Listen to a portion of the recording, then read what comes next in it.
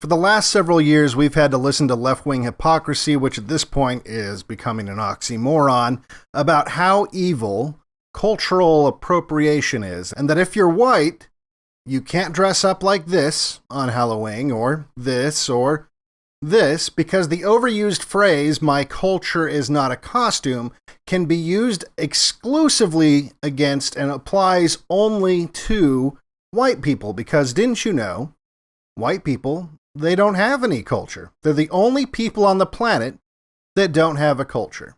The biggest no-no of all the racist costumes is, of course, the evil white sin of blackface. And even though things like this white chicks are totally fine, this is the most offensive costume of all, and white Americans and Europeans should feel bad because it's a reminder of their history of racism. Except it's not. What you probably don't know is that blackface was popularized by Al Jolson and was not at all part of white culture, which, by the way, you're allowed to have a white culture when there's something bad, but was actually a part of Jewish culture. And that's not just because Al Jolson was Jewish, which he was, or that the makers of this film were Jewish, and they were, but because this film, The Jazz Singer, the movie that popularized blackface, is literally a film about Jewish culture and identity. Now, I know that might sound crazy to people who have never seen this film, but as you're about to see, I'm not exaggerating even a tiny bit. The Jazz Singer was released in 1927. The film is so old that more than half of the movie is in the style of a silent film, and only a few portions of it actually have audio, other than music. Audio was brand new technology in 1927. In fact, it would be the popularity of this film, with its new addition of the spoken words from the actors, that would usher in the new wave of talking pictures, or talkies, a style of movie that resembles the movies that we have today.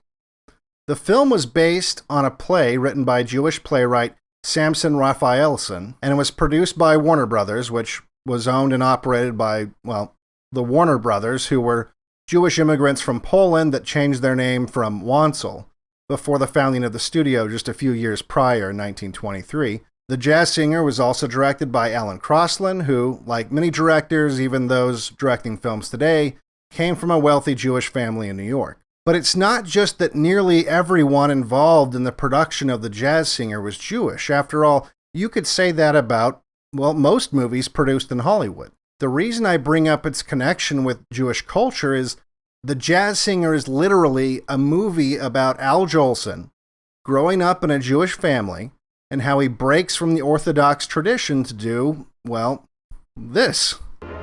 Mommy. The film even opens up with this, which right off the bat defines Al Jolson's father as a chanter of hymns in a synagogue and holding on to the traditions of the Jewish race. Like I said, I wasn't exaggerating or trying to read into something that isn't a core part of the film. Al Jolson's Jewish identity and ethnicity is the core of this film, and a theme that never recedes from the spotlight. That it's now taught today that this is something that's a product of American Anglo-Saxons and the other white Europeans that are blamed today for all things racist, when the origin exists right here in black and white, is nothing short of infuriating, and it's just going to get worse. So the whole first part of the film deals with Jolson's rabbi father working at a synagogue and chanting Jewish hymns. There's no way to miss this. When he finds out his son doesn't want to follow in his footsteps, he beats him severely with his belt as his mother's crying in the room next door, and Jolson runs away and grows up to be a singer in the theater. It's not long after that we see him watching a man singing Jewish songs at a Jewish theater, and he's reminded again of his rabbi father. After working the theater for a while, he gets a gig on Broadway. And after getting back into New York, he goes and sees his family. He gives his father a prayer shawl, but his father is still mad and sends him away. So Jolson's depressed, but he gets ready for the big Broadway play. It's dress rehearsal, but he's haunted by thoughts of his father, especially because he's sick, because he feels guilty for what he did to his son, and because it's Yom Kippur. Now, after putting on the blackface makeup, he tells his girlfriend, "There's something after all, in my heart. Maybe it's the call of the ages, the cry of my race." And by that, I don't think he means the black race that he's impersonating with the blackface. But just in case you were confused, we see that clearly as he has this vision of his father in the synagogue in the mirror. Now, his mother and a family friend come to see him and beg him to go see his father and also make a racist joke about his blackface.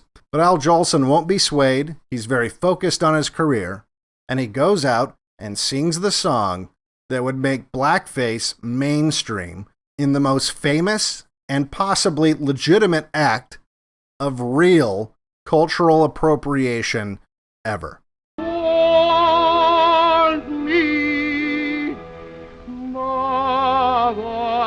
After the dress rehearsal, he goes home and finds his father sick in bed. His mother begs for him to go sing in the synagogue for his father's sake, and he's forced to choose between this and his big opening night on Broadway. After agonizing whether it's more important to follow his career or break his mother's heart, he decides to miss the performance and go sing the Jewish hymns at the synagogue for his father. They're forced to cancel the show, but thankfully, the show's producer hears his hymns and doesn't fire him, and the show goes on. He is free to wear his blackface and pretend to be a black man on Broadway. And that, ladies and gentlemen, is the story you were never told about blackface. Mammy, Mammy, my heart strings. For Black Pilled, I'm Devin Stack.